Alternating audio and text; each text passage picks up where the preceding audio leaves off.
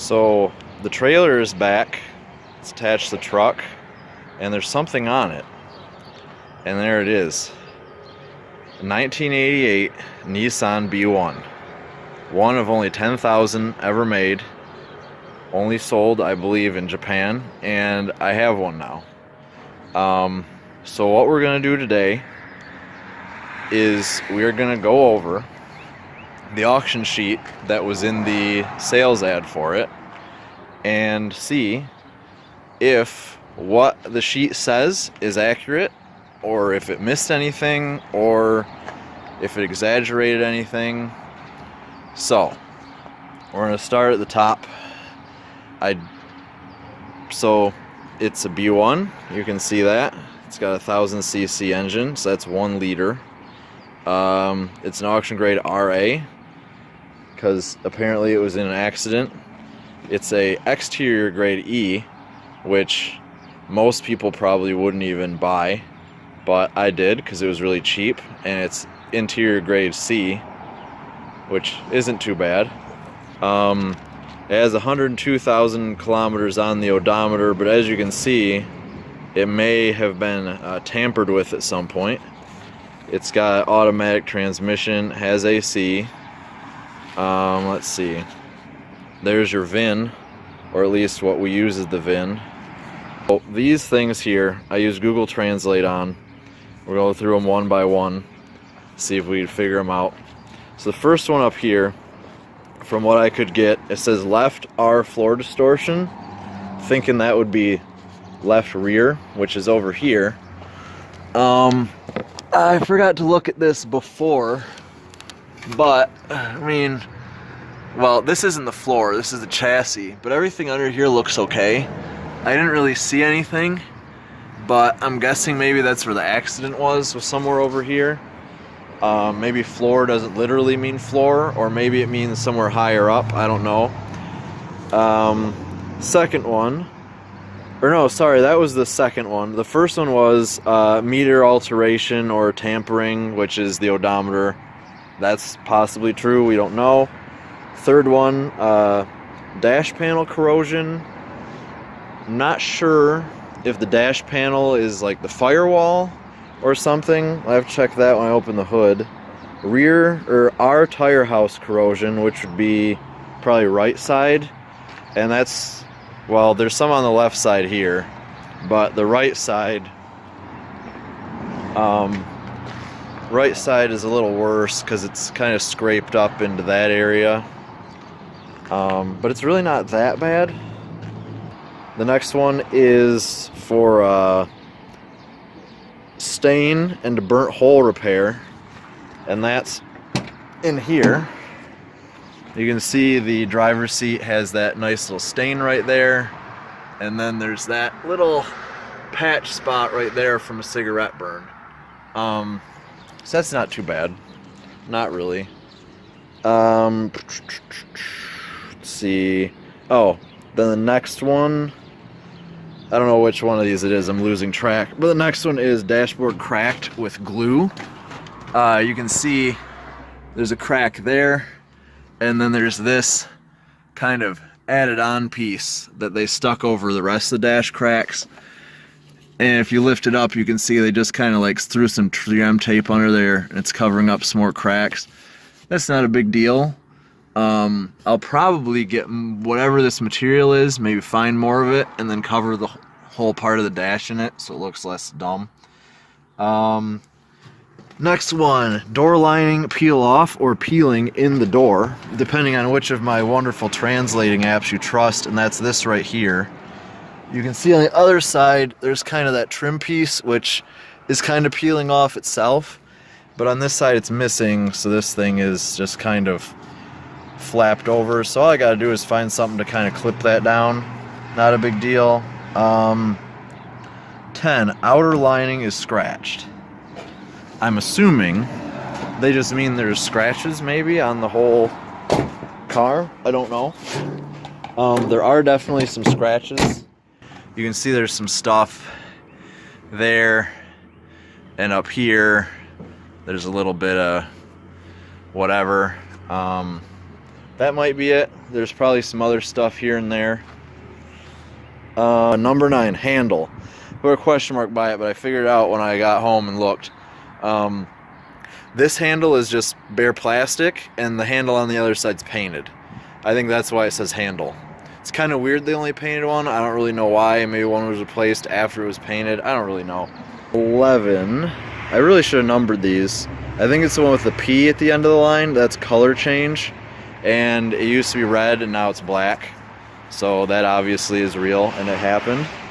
And then this one right here is oil leaking in the engine area. Actually, I guess I should pop the hood here. Should have done that while the door was open. Which the door's kind of... Now this is actually a tricky thing here, because so they put this aftermarket stereo under the dash. The little thing that's supposed to be there is missing, but the hood pull is behind... Where did it even go? It disappears sometimes, but the hood pull... Oh, there, it's like way up in there. The hood pull is behind that speaker. So that was kind of fun to figure out. So if we open the hood and expose the tiny little engine that's underneath, you can see that it used to be red. And as far as the oil leak, this is one of the reasons I left it on the trailer. So there's some oil on here and a little bit on the pan. I'm hoping that's not the rear main seal, but it probably is, because that's how that would work. That would be unfortunate. Next one down, room light. And room light. Well, that thing right there, you can see, is missing its cover.